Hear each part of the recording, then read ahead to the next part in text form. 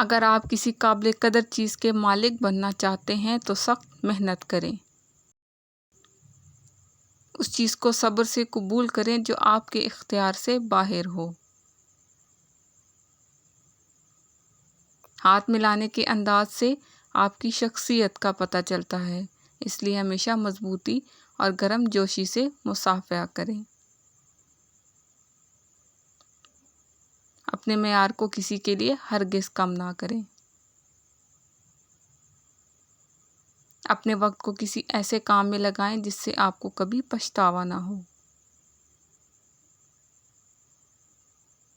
بیکار باتوں کو سر پر سوار نہ کریں۔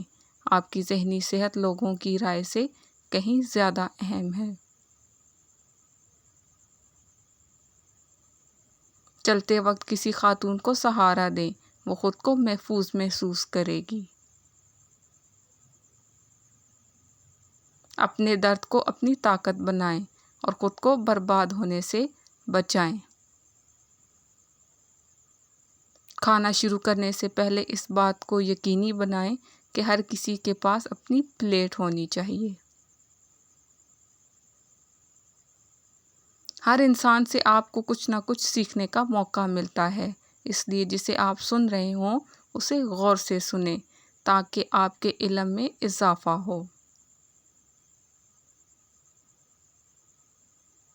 کم از کم ایک چیز پر اتنی محنت کریں جتنی آپ کر سکتے ہیں اور پھر دیکھیں کہ کیا ہوتا ہے۔ وہ بات زیادہ اہم ہے جس کو آپ کا علم نہیں، بجائے اس بات کے کہ جو آپ پہلے سے جانتے ہیں۔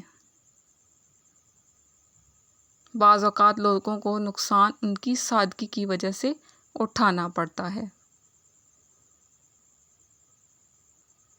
تندرست جسم، پرسکون دماغ اور خوشیوں بھرا گھر، یہ ایسی چیزیں ہیں جنہیں خریدا نہیں جا سکتا بلکہ ان کو کمانا پڑتا ہے۔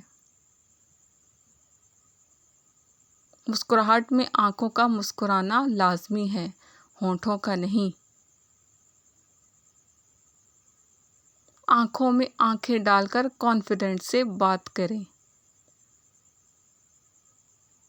جاہلیت ایک لعنت ہے اور علم ایک طاقت ہے۔ اپنی شخصیت کو پرکشش بنائیں۔ اپنے دماغ کی سنیں اور درست بات کرنے پر نہ ہچکچائیں۔ کام کرنے والے شخص بنو، وہ شخص نہ بنو جو صرف کام کرنے کا دکھاوا کرتا ہے۔